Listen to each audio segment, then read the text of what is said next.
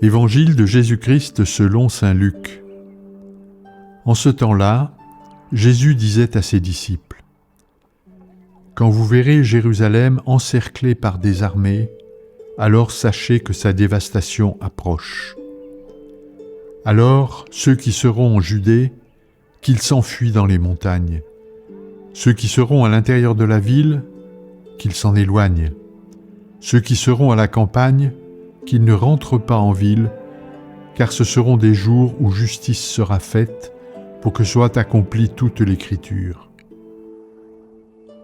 Quel malheur pour les femmes qui seront enceintes et celles qui allaiteront en ces jours-là, car il y aura un grand désarroi dans le pays, une grande colère contre ce peuple. Ils tomberont sous le tranchant de l'épée, ils seront emmenés en captivité dans toutes les nations. Jérusalem sera foulée aux pieds par des païens jusqu'à ce que leur temps soit accompli. Il y aura des signes dans le soleil, la lune et les étoiles. Sur terre, les nations seront affolées et désemparées par le fracas de la mer et des flots. Les hommes mourront de peur dans l'attente de ce qui doit arriver au monde, car les puissances des cieux seront ébranlées. Alors on verra le Fils de l'homme venir dans une nuée avec puissance et grande gloire. Quand ces événements commenceront, redressez-vous et relevez la tête, car votre rédemption approche. Acclamons la parole de Dieu.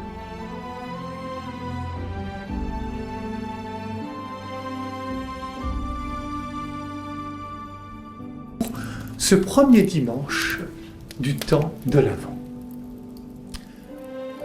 Voilà que nous commençons une nouvelle année liturgique. Nous la commençons tournée vers l'avenir, tournée vers le Christ qui s'annonce, qui annonce son retour. Dans le contexte de notre monde d'aujourd'hui, nous sommes invités à nous tourner vers l'avenir. Comment vivre ce temps présent? Comment le vivre tourné vers le Christ qui s'annonce? Comment nous conduire pour plaire à Dieu, pour reprendre l'expression de saint Paul aux Thessaloniciens? Certainement pas en restant passif ou résigné. Il faut dire que le contexte n'est pas facile. Il ressemble au tableau apocalyptique décrit dans la première partie de l'Évangile. Il y aura des signes dans le soleil, la lune et les étoiles. Sur terre, les nations seront affolées par le fracas de la mer et de la tempête. On parle aujourd'hui du réchauffement de la planète et de ses dramatiques conséquences, comme par exemple les migrations humaines, de la pandémie qui n'en finit pas, de l'injure faite à notre humanité par la pauvreté des peuples entiers, de la précarisation du travail, des difficultés de vivre en couple et en famille, de la crise profonde que traverse notre Église, tous les fracas d'aujourd'hui. C'est parfois tellement déprimant qu'on a envie de dire « assez, ça suffit ». Face aux difficultés, nous pouvons aussi fermer les yeux, minimiser les difficultés parce que nous sommes blessés. Mais l'Évangile vient provoquer nos déprimes, nos agacements. Deux attitudes sont possibles. La peur.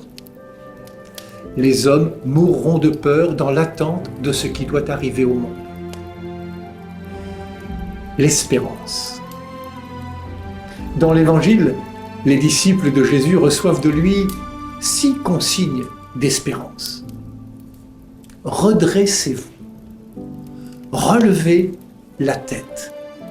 Tenez-vous sur vos gardes. Que votre cœur ne s'alourdisse pas dans la débauche ou les soucis de la vie. Restez éveillés. Priez.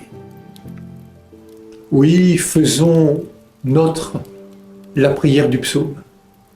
Seigneur, enseigne-moi tes voies, fais-moi connaître ta route, dirige-moi par ta vérité, enseigne-moi, car tu es le Dieu qui me sauve. Contrairement aux apparences, nous ne sommes pas dans un monde fermé. Nous sommes dans un monde en genèse. Et la terre est ce lieu d'apprentissage où le cœur apprend à se dilater pour aimer à l'infini.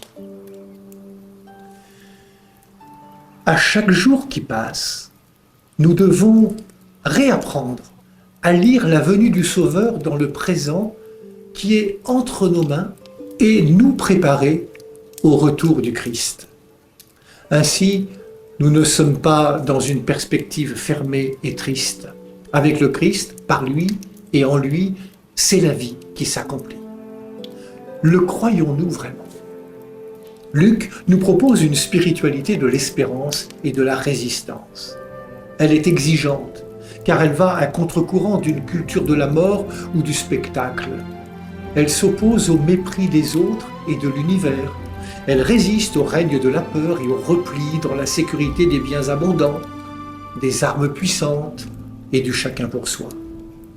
La bonne nouvelle, aujourd'hui comme hier, nous invite à penser autrement, à sentir autrement et à vivre et agir autrement. En étant habités par une espérance qui nous redit la grandeur de notre condition et de notre vocation humaine. Avec le Christ, nous sommes des êtres debout. Ce que l'Évangile met sous nos yeux, ce n'est pas la fin du monde, mais la victoire de la vie sur la mort. Vu sous cet angle, l'avènement du Fils de l'homme n'est plus un événement redoutable, mais tout au contraire, le moment tant espéré de notre délivrance. Cette résurrection, c'est le Christ qui l'offre au monde.